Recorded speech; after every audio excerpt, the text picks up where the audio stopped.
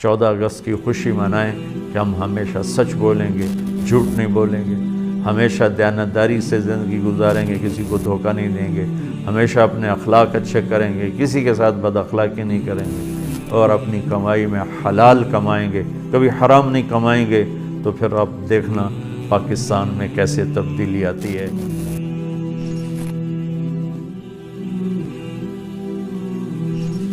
السلام علیکم ورحمۃ اللہ وبرکاتہ۔ بسم اللہ الرحمن الرحیم، والصلاة والسلام علی رسولہ الکریم وعلی آلہ وصحبہ اجمعین۔ اللہ تبارک و تعالیٰ نے اپنے فضل و کرم سے ہمیں ایک ایسا ملک دیا ہے جس کی بنیاد لا الہ الا اللہ پر ہے کہ 47 میں بچے بچے کی زبان پر تھا پاکستان کا مطلب کیا، اور نعرے لگتے تھے لا الہ الا اللہ۔ اس لحاظ سے ان سارے 1439 ہجری ہے، اس سارے عرصے میں 2 ریاستیں ایسی ہیں جو اسلام کے بنیاد پر وجود میں آئیں، ایک مدینہ منورہ کی ریاست اور ایک پاکستان کی ریاست، اور اس کے نام تو اللہ نے پہلے ہی آسمانوں پہ طے کر رکھے تھے، اپنے ایک بندے سے اس کو ڈیلیور کروایا۔ اس میں کسی قوم کی طرف اشارہ نہیں، ہندوستان، ہندو لوگوں کی سرزمین، ازبکستان، ازبک لوگوں کی زمین، تاجکستان، تاجک لوگوں کی زمین، افغانستان، افغان لوگوں کی سرزمین، کرغیزستان، کرغیز قوم کی سرزمین، لیکن اس کو مشابہت ہے مدینہ طیبہ کہا جاتا ہے، مدینہ طیبہ، طیبہ پاک، مدینہ پاک شہر۔ تو اس پاکستان کا نام بھی مدینہ طیبہ سے جڑتا ہے، یا مدینہ منورہ کہتے ہیں، روشن منور شہر، مدینہ طیبہ، پاکیزہ شہر۔ تو تقریباً وہی نام اس کا بھی رکھا گیا، پاک سرزمین، پاک زمین۔ تو زمین تو پاک ہی ہوتی ہے، اس پر رہنے والے اسے گندہ بھی کرتے ہیں اور پاک بھی رکھتے ہیں۔ 14 اگست آتا ہے تو جی چاہتا ہے کچھ باتیں اپنی قوم کے ساتھ شیئر کروں۔ پھر اس میں ایک اور جو میرے رب کا تخلیقی فیصلہ تھا کہ اسے 27 رمضان المبارک شب قدر میں اللہ تعالیٰ نے اس کو وجود بخشا۔ رمضان میں اس کو وجود ملا، پھر رمضان میں شب قدر 27 میں اس کو وجود ملا، پھر اس کا نام اتنا خوبصورت رکھا گیا، پھر اسے کلمے کی بنیاد پہ اللہ تعالیٰ نے ہمیں دیا، پھر اس میں 4 موسم رکھے، پہاڑ بھی ہیں، میدان بھی ہیں، صحرا بھی ہیں، دریا بھی ہیں، جنگل بھی ہیں، سردی بھی ہے، گرمی بھی ہے، خزاں بھی ہے، بہار بھی ہے، زرعی زمین لاکھوں کروڑوں ایکڑ ہے، میٹھا پانی ہے، کڑوا پانی ہے، سمندر لگتا ہے۔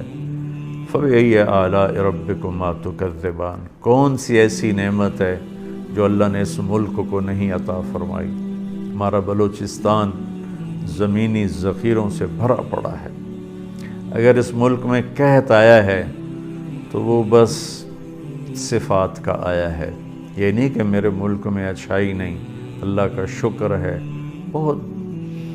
بہت اللہ کے نیک بندے میرے دیس میں آباد ہیں، اس طرح ہمیں مایوس نہیں ہونا چاہیے، لیکن برائی غالب ہے جو تو نظر آ رہا ہے۔ تو اس دن کے حوالے سے میں صرف ایک حدیث بیان کرنا چاہتا ہوں۔ اگر ہم اس ملک کو پاک بنانا چاہتے ہیں اور پاکستان کو ایک عزت دلانا چاہتے ہیں، ہم ایٹمی طاقت اللہ نے ہمیں بنایا، واحد اسلامی سلطنت ایٹمی طاقت ہے، لیکن عزت نہیں ملی، نہ عالمی سطح پر، نہ علاقائی سطح پر۔ کہ عزت دینے والا اللہ ہے، وَتُعِزُّ مَن تَشَاءُ، اور ذلیل کرنے والا اللہ ہے، وَتُذِلُّ مَن تَشَاءُ۔ تو عزت دینے کے اور ذلت سے بچانے کے کچھ اسباب میرے نبی نے بیان فرمائے ہیں۔ ان میں سے آج صرف ایک چھوٹی سی حدیث میں آپ کے ساتھ شیئر کروں گا تاکہ بات لمبی نہ ہو جائے، پھر سننے والے کم ہو جاتے ہیں۔ میرے نبی نے فرمایا اربع اذا كانت فیک ما ضرک ما فاتک من الدنیا۔ آپ نے فرمایا 4 باتیں اگر تو مجھ سے لے لے اور اپنی زندگی میں اتار لے تو پھر تجھے کسی چیز کا نہ گھاٹا ہے، نہ کمی ہے، اور نہ ہی تیرا کوئی نقصان ہے۔ کہ صرف 4 لمبے لمبے وظیفے میرے نبی نہیں بتاتے تھے، مشقت والی وظائف میرے نبی نہیں بتاتے تھے، اپنی امت کے لیے آسانیاں فرما گئے۔ کہ 4 بات، 40 نہیں ہیں، 14 نہیں ہیں، 44 نہیں، کہ 4 کیا ہیں وہ؟ حفظ و امانت، صدق و حدیث، حسن و خلیقت، عفت فی طعمت۔ سبحان اللہ۔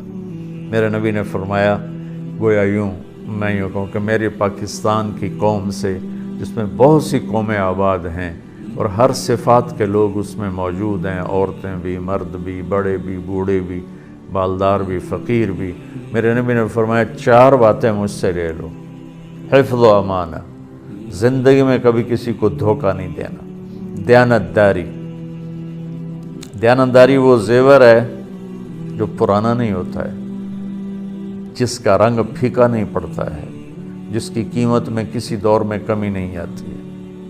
دوسرا ارشاد فرمایا صدق و حدیث، کہ ہمیشہ سچ بولنا ہے، کبھی جھوٹ نہیں بولنا، ہمیشہ سچ بولنا ہے، کبھی جھوٹ نہیں بولنا ہے۔ ان 2 کی وضاحت کے لیے ایک اور حدیث سنو۔ میرے نبی نے فرمایا میرا امتی ہر گناہ کر سکتا ہے، 2 نہیں کر سکتا، ایک جھوٹ کبھی نہیں بولے گا، ایک دھوکہ کبھی نہیں دے گا۔ ایک جھوٹ کبھی نہیں بولے گا، ایک دھوکہ کبھی نہیں دے گا۔ تو میرے نبی نے فرمایا 4 باتیں، ان میں سے 2 کون سی ہیں؟ دیانت داری، دھوکہ نہیں دینا، سچ بول، جھوٹ نہیں بولنا، حسن و خلیقت، اپنے اخلاق اچھے کر لو، ماں باپ کے ساتھ، بیوی کے ساتھ، بچوں کے ساتھ، بچوں کے ماں باپ کے ساتھ، بھائیوں کے ساتھ، دکان میں نوکروں کے ساتھ، آفس میں ملازمین کے ساتھ، جاب پر اپنے ماتحتوں کے ساتھ، آفس میں اپنے ماتحتوں کے ساتھ، اپنے بڑوں کے ساتھ، اپنے چھوٹوں کے ساتھ اخلاق اچھے کر لو، اور آپس کی لڑائیاں مٹا دو۔ خاص طور پر جو مذہب کے نام کی لڑائی چل رہی ہے، جو مجھے رلاتی بھی ہے، تڑپاتی بھی ہے، کہ تعصب ایسا ہے کہ ایک دوسرے کو مسلمان سمجھنے پر بھی تیار نہیں ہے۔ میری قوم تمہیں اللہ رسول کا واسطہ دیتی، انشاءاللہ جو کلمہ پڑھنے والا ہے وہ مسلمان ہے اور جنت میں جائے گا، کہ وہ جو بنیادی اعتقاد ہیں اس کے اوپر قائم ہو، ختم نبوت کا قائل ہو، توحید و رسالت، جو 5 باتیں ہیں، کلمہ، نماز، روزہ، حج، زکوٰۃ، اللہ پر ایمان، فرشتوں پر، کتابوں پر، تقدیر پر، موت کے بعد کی زندگی پر، ختم نبوت پر، سب کو گلے لگانا سیکھو، سب سے محبت کرنا سیکھو، سب کے ساتھ اچھے اخلاق برتو، ایک دوسرے سے مصافحہ نہیں کرتے۔ تو میرا تیسری بات میرے نبی کی ہے، اپنے اخلاق اچھے کر لو۔ اخلاق اچھے کا بہت بڑا حصہ اس زبان کے ساتھ ہے، تو زبان سے گالی دینا، اللہ ہمیں توفیق دے کہ ہم کسی کو گالی نہ دیں، جھوٹ نہ بولیں، غیبت نہ کریں، الزام نہ لگائیں، بہتان نہ لگائیں۔ میرے نبی کا فرمان ہے جس نے کسی نیک عورت پہ بدکاری کا بہتان لگا دیا، وہ 100 سال مصلی پہ بیٹھ کے عبادت کرتا ہوا بھی اگر مرا تو جہنم میں جائے گا، جنت کی ہوا بھی نہیں اس کو مل سکتی ہے۔ تو تیسری چیز جو میرے نبی نے فرمایا کہ اپنے اخلاق اچھے کر لو، اور چوتھا فرمایا عفت فی طعمت، رزق حلال کماؤ۔ حرام بازار میں بکھرا پڑا ہے، 2 طرح کا حرام ہے، ایک کام ہی حرام ہے، ڈرگز بیچتا ہے، ہیروئن بیچتا ہے، چرس بیچتا ہے، افیم بیچتا ہے، شراب بیچتا ہے، یہ تو کام ہی حرام ہے۔ دوسرا کام تو ٹھیک ہے، کپڑا بیچتا ہے، لوہا بیچتا ہے، لیکن سارا دن اس میں ہیرا پھیری کرتا ہے، جھوٹ بولتا ہے۔ تو ایک کی مثال تو پیشاب کی، تو پاک ہو ہی نہیں سکتا۔ دوسرے کی مثال دودھ کی ہے، جس میں چند قطرے پیشاب کے گر گئے تو دودھ تو پاک تھا، پیشاب کے قطروں کی وجہ سے وہ ناپاک ہو گیا۔ تو تیسری میرے نبی کی بات ہے، چوتھی میرے نبی کی آخری بات ہے، رزق حلال کماؤ۔ میرے نبی کا فرمان، من امسا کالن بعمل یدی امسا مغفور له۔ مسلم شریف کی روایت ہے، جو صبح سے شام تک اپنے بچوں کے لیے روٹی کماتا ہے، حلال روٹی میں تھک جاتا ہے تو اس کے اس دن کے سارے گناہ معاف ہو جاتے ہیں۔ اور سعد بن معاذ آپ کے پاس بیٹھے تھے، آپ کی نظر ان کے ہاتھوں پر پڑی تو وہ سخت تھے، تو آپ نے پوچھا، سعد تیرے ہاتھوں کو یہ کیا ہوا ہے؟ تو انہوں نے عرض کی، یا رسول اللہ میں اپنے بچوں کے لیے روٹی کماتا ہوں، خود کام کرتا ہوں، محنت مزدوری کا دہاڑی دار، تو میرے ہاتھ سخت ہو گئے۔ اپنے باغ میں کام کرتے تھے، تو آپ نے ان کا ہاتھ ایسے پکڑ کر ایسے بوسہ لیا اور ارشاد فرمایا، بچوں کو حلال کھلاتے ہوئے جو ہاتھ ایسا ہو جائے گا اس پر جہنم کی آگ حرام ہو جائے گی۔ تو میرے بھائی بہنوں، میرے بچوں بچیوں جو میری بات سن رہے ہو، ہم اس دن کی خوشی منائیں، جھنڈے لگا کر نہیں، یہ تو فضول خرچی ہے۔